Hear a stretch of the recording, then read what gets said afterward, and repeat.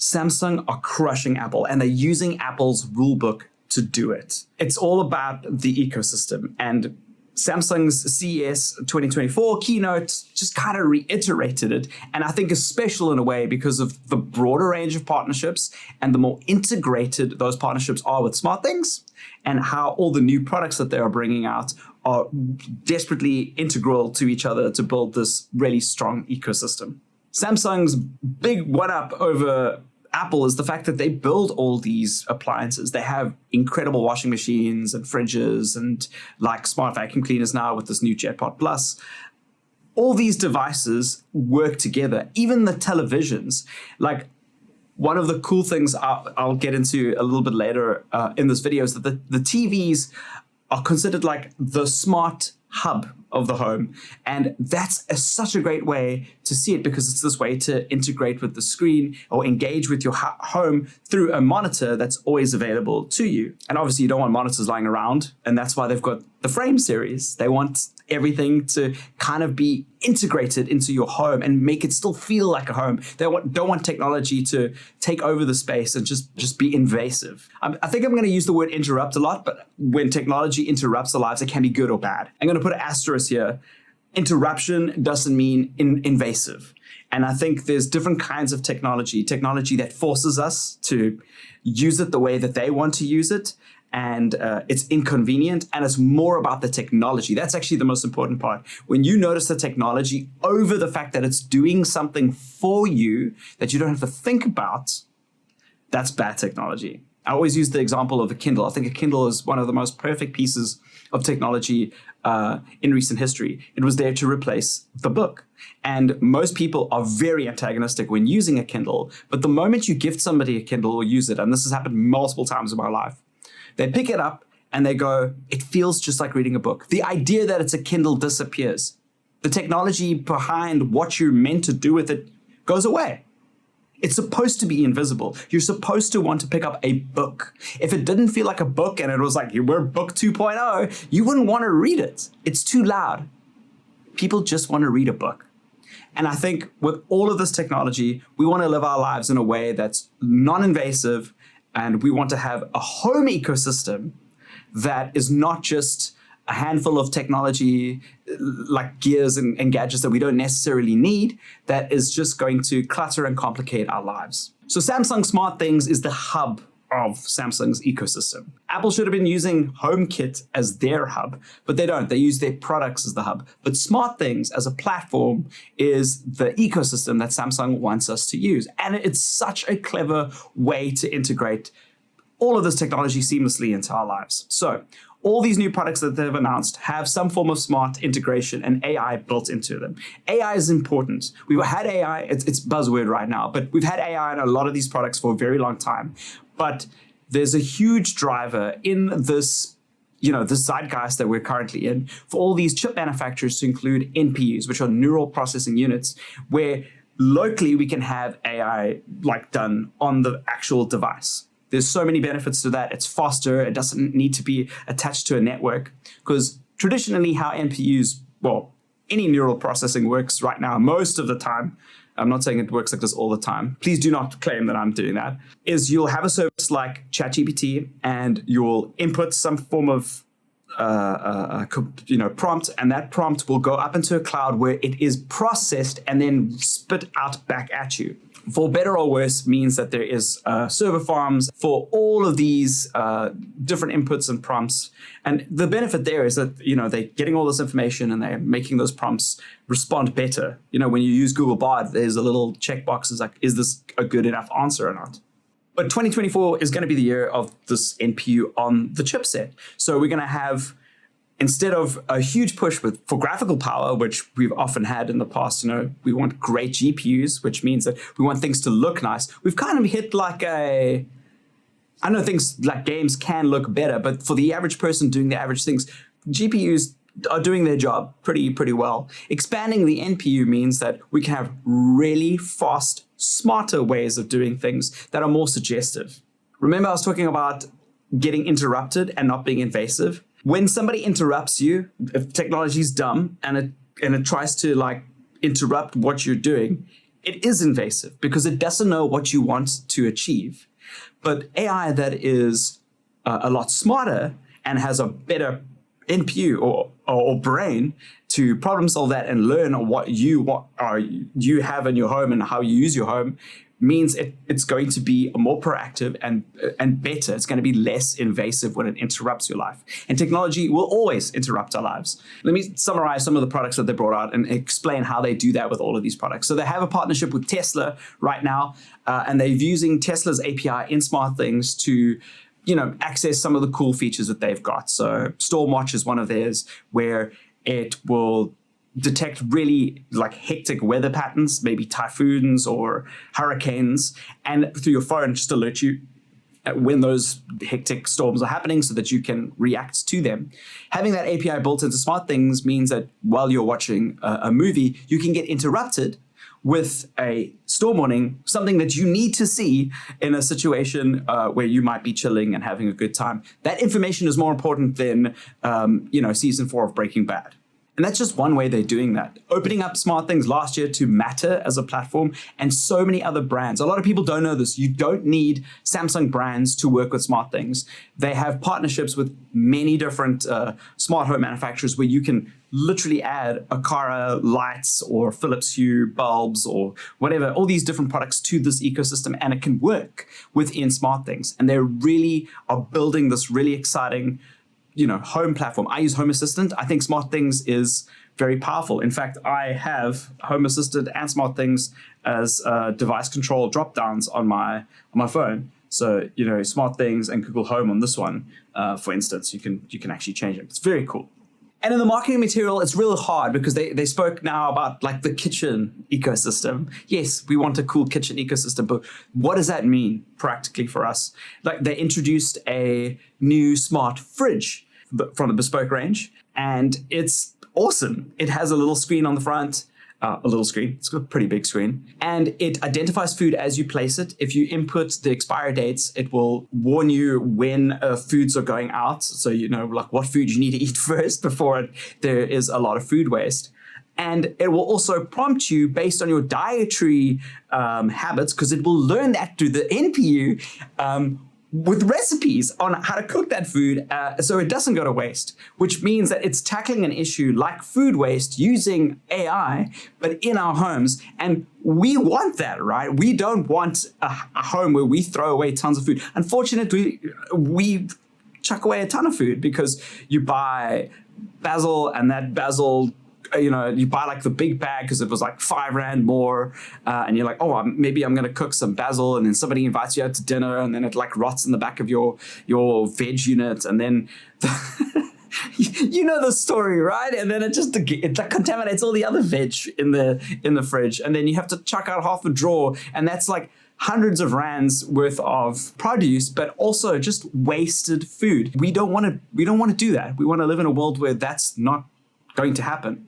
So having smarter fridges allows us to tackle issues like that. And if we adopt that in innovative ways, if the fridge interrupts our lives, so it knows that we're going to be cooking, going, hey, do you want to cook something tonight? Let's jump into this. All the integrations that they were mentioning were like the smart oven will start preheating it. If you said, yes, I'm going to start cooking now, it'll start doing things around the kitchen that require a lot of executive functioning from us, like requires us to preheat the oven as the example that they used. And that's even before you've got the stuff out of the fridge to start cooking. Or as you remove the items from the fridge, it will alert the oven to start cooking. And a lot of people don't want to set this stuff up, right? It's complicated. It's tough. So using NPUs, working around our lifestyles and building these integrations into the products that we have around the house to just do it seamlessly and think for us is really, really important. Stuff like cleaning your vacuum's filters or your air conditioner's filters. We need AI to do that. Otherwise, I'm just going to be sitting here running this a house like there's just somebody with ADHD. It's a problem. There's just a lot of executive functioning, and you drop the ball in a lot of these products. And the worst part is that you buy a really expensive air conditioner for your house, or like, it doesn't even have to be expensive, but for a lot of people, that is a luxury item. You buy that for your house and you don't maintain it because you forgot to do something or no one told you how to do it. Your dad's not around anymore to brief you on that stuff and pass on that knowledge. So it packs up and you've got to buy a new one. We're saving our technology, making it last longer, and having a better technology footprint on the world. We don't have to upgrade our stuff every single year.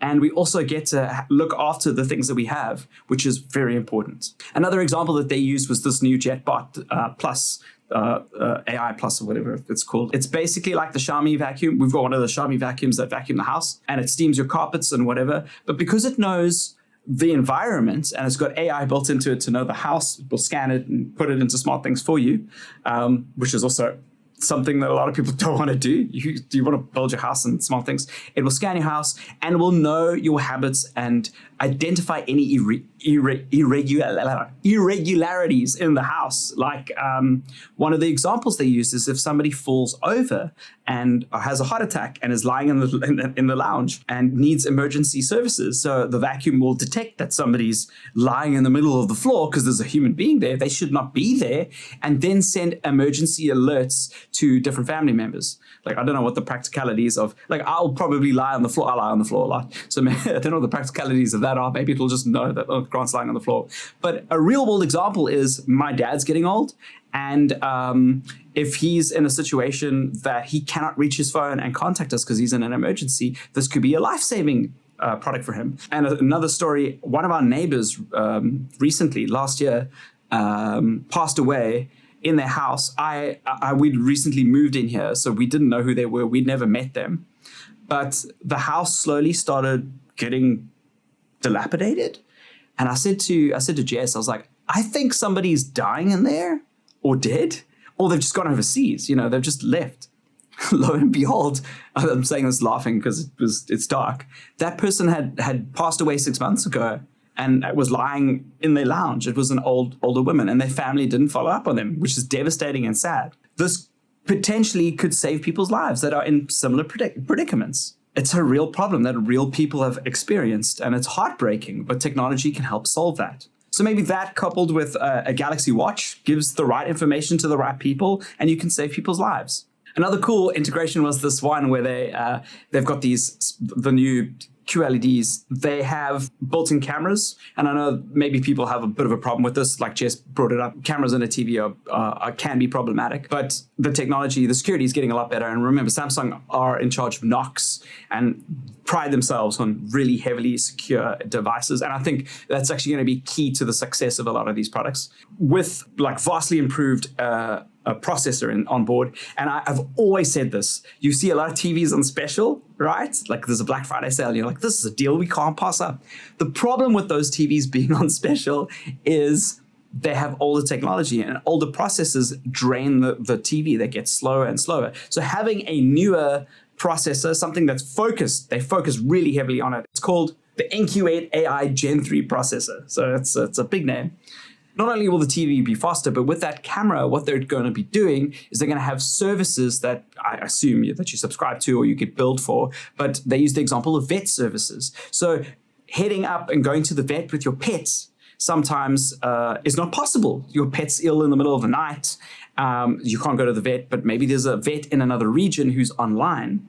And you can switch on your TV, go to the camera, and there's a high definition camera that can capture your pet, you and your pet, and you can have a consultation with the vet somewhere in the world right now and check that out. We had the same problem with Jamie. Medical aid doesn't cover emergency visits after hours.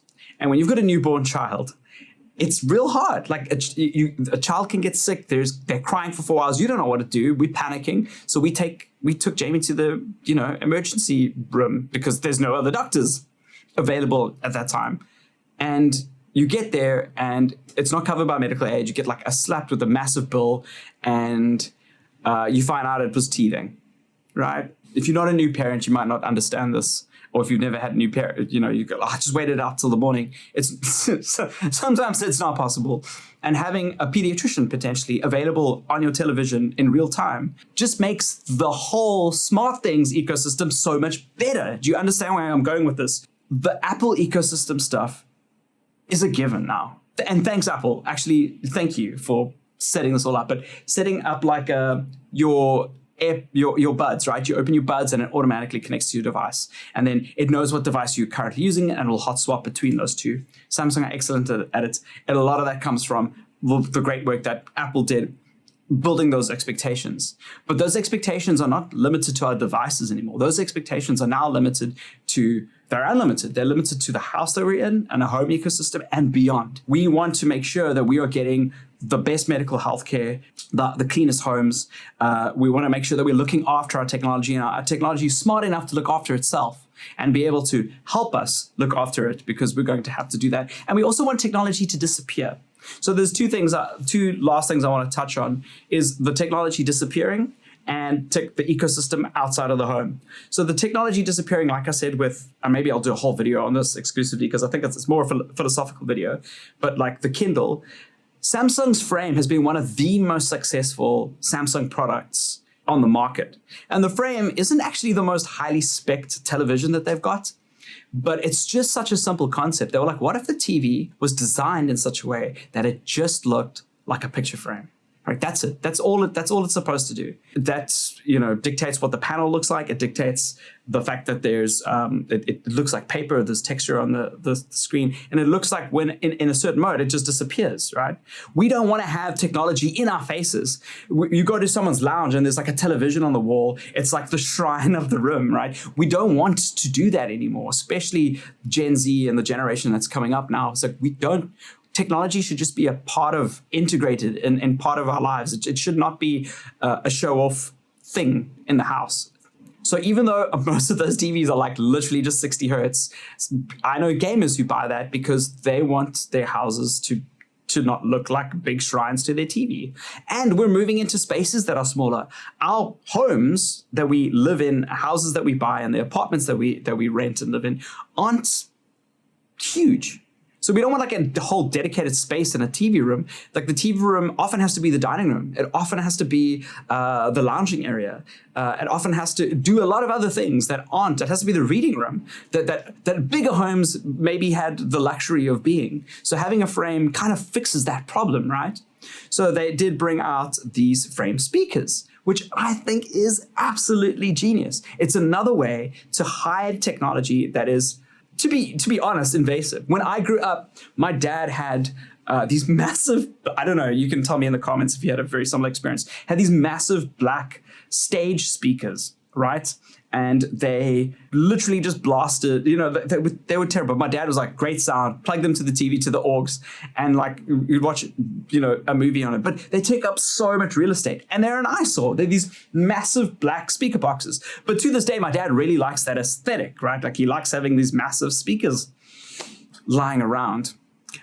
Insane. So having speakers that are incredibly well designed and hidden. So these frame ones, you can put your own images on and they look like picture frames. They can just disappear. Your soundbar, ostensibly one day, just be gone, integrated into your furniture, and then function as something else. And Google Pixel have done this with their tablet as well.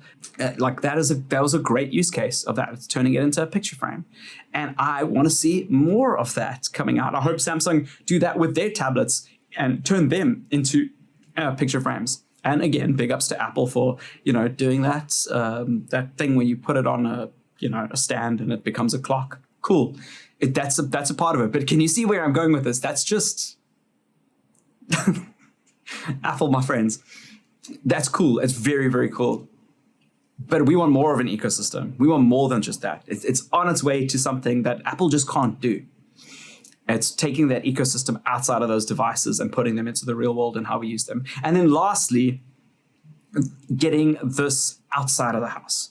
So they spoke about Harman. Samsung own Harman. It's another company. They do a lot of car technology. There's a lot of integrated cameras in a lot of those high-end cars that have that kind of technology. Smart Things is integrated and it's pulling your well-being outside of that. So having cameras in your car, monitoring how sleepy you are, how effective you are driving, where your hands are, alerting you to keep your eyes on the road. So, and there's a few things that they're doing. So that's great for safety in general. So like we have, like if you're doing late shifts and you know you're doing a few drives which are questionable, having a system like that to alert you to that kind of stuff is great. And then also going home to your smart fridge and saying, hey, listen, maybe you should have a dose tonight, and here's some food that you can make that's super healthy. Don't grab a bowl of cereal because you want to.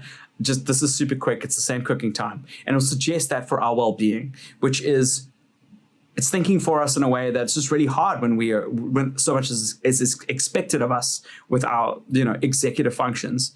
And I really appreciate that. But it's taking that ecosystem out. When we don't disappear when we leave our homes, we're still functioning people with needs. And then they also announced a partnership with Hyundai. It makes sense. They're also like a Korean car manufacturer, a very successful. Come on, guys, get it in a Suzuki, please. I've got we're not leaving Suzuki. But SmartThings integration inside of their displays is very cool. Some of the stuff they showed on the dashboard was like you can project your phone to the dashboard. It's got like Android Auto. It's got SmartThings like buttons that you can engage with your house or set up automations and scenes and routines with that. And it starts getting it to proactively suggest that stuff, which is super important. And then even record voice notes if you need to. So if there's stuff that you need to remind yourself a little bit later while you're driving, you don't have to leave a handset. You can just like either go in and press it and use Bixby to engage with it. How this stuff actually picks up and gets used again is we're going to see how it works. A couple of my problems with all of this is that it's very expensive. Stuff like the bespoke range, although they are amazing products, Samsung, they're way too expensive. And I really hope that the cheaper units, there's more mid-range stuff that is more accessible, because if you genuinely care about changing the world with technology that's smart, because it's going to help us have a much better environmental impact, give that technology to people in a way that's affordable. Pricing it in such a way that a lot of people can't use it just defeats the purpose of that, number one. So that's my biggest problem. I really would like more bespoke Samsung stuff around the house or products. We've got the Jetpack, but we want to get more, but it's just completely out of our price range. And we're at the target market, right? Like my wife and I are the target market for this stuff. And it's out of our price range, which sucks. Number two, it's a very complex idea, right? And the only way for people to want to adopt it or eventually adopt it is to adopt it accidentally. That's the philosophy behind a lot of smart home stuff that I sincerely believe.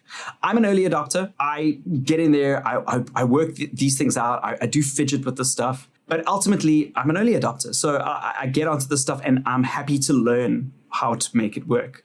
But people like my mom and my dad, and even my wife, who is also an early adopter, don't want to learn new things when it comes to the tools that they're already using, because it's like this cyclic thing. It's like, do I learn something new all the time? And that's where AI is going to hopefully help in this realm. It needs to accidentally become a part of our lives and routine. And that's where interrupting it doesn't have to be invasive. And please, Samsung, make this stuff so easy that it just happens when you use these products. That's when this stuff is actually going to be widely adopted. We're starting to see a big adoption of robot vacuum cleaners, but even then, people are unfamiliar with them. There's so many questions I get, like, how well does it work? Is it effective? Does it clean the house properly? Is it expensive for me to change the things? But the amount of time, we've literally had our vacuum cleaner cleaning now while I've been filming all this, and it's been like half an hour. I can do that because I've got the time to do that when I didn't. Getting our daughter out the house for means, at the same time as the vacuum cleaner cleaning gives me time to live my life a little bit and be more present in places which I really want to. I don't want to spend my life doing household chores. I don't want to spend my life regretting that I didn't change a filter on a freaking air conditioner and now the whole house smells. I want technology to help me do that so it disappears. there were so many other things at CES. Like there was something called a Bali. In South Africa, we say Bali. So it's like a little ball projector that talks to you. It's like a Google Home that's got a personality. Very cool. Again, it's got LiDAR and it scans your house and builds maps and so on. But again, I don't think many people are going to be buying it. Go watch the whole keynote if you're interested in this stuff. But for me, my biggest takeaway is that Samsung's ecosystem is so strong. The problem is that a lot of people don't know it and they're too scared to engage with it.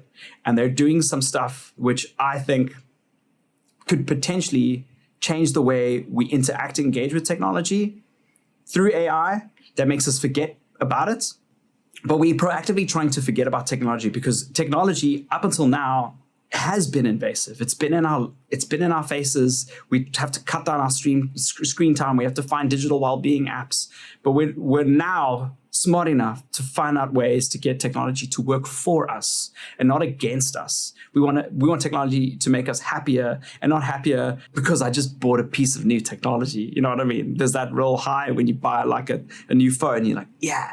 And that happiness needs to be like, wow, this thing just exists and it's amazing. And I don't have to worry about carpal tunnel in my hands, or I don't have to worry about getting lost in doom scrolling certain apps. Technology just needs to aid the objectives of our lives. I know this sounds really philosophical, but I really do mean it in the best way possible. And I've been in the technology industry for a very long time, and technology it's rude. I think Samsung are taking really, really important steps to be more inclusive, include all these other, you can integrate HomeKits like Matter products into it. You can integrate third-party like hardware into the ecosystem. They're trying to make it as easy as they can for you to use the stuff and reap the benefits of it and not have to pay Samsung for anything at the end of the day. But eventually, buy some of the services and get into that. So we're still in this capitalist ecosystem, but